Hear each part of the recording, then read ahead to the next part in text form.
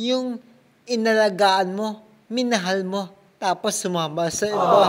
Ang saklap, diba?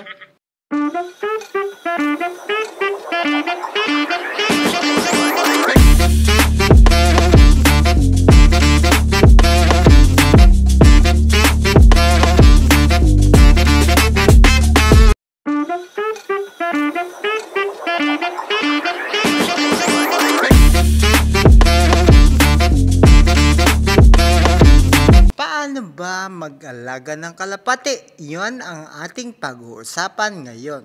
Okay, wag na nating patagalin. Ito na yung part 1 ng ating video sa pag-alaga ng kalapati.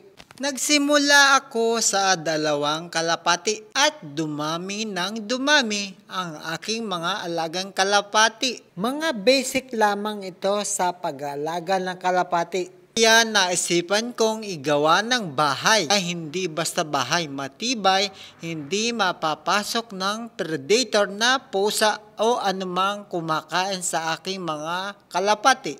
Una, dapat matibay ang bahay, malinis. Pag dumi sila, hindi dapat naiipon ang dumi sa kanilang bahay.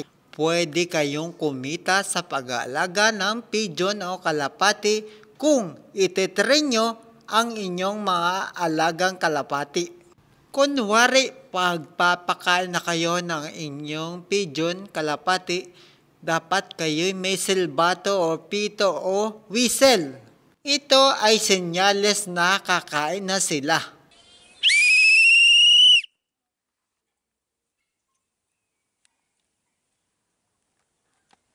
At dapat may tamang pagkain sila upang sila ay maging malusog at pwede silang mabuhay ng matagal. May malinis na tubig upang hindi maging contaminated ang kanilang iniinom. May maayos na pugad at hindi dapat nyong pababayaan ang inyong mga kalapati na walang pugad.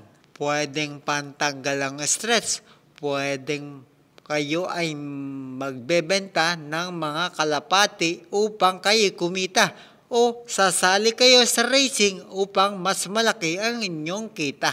Hindi ito maselan o mahirap pakainin. Lagay nyo lang ng pagkain na malinis na kainan at malinis na tubig.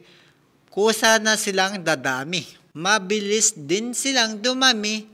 Basta tama ang inyong pag-aalaga. Ang iba nasa part 2 ng video ito. Abangan nyo ang kasunod na video. Ituturo ko din ang tamang pagtitrain sa mga kalapati pamula sisiw hanggang lumaki at kayo'y makasali sa racing.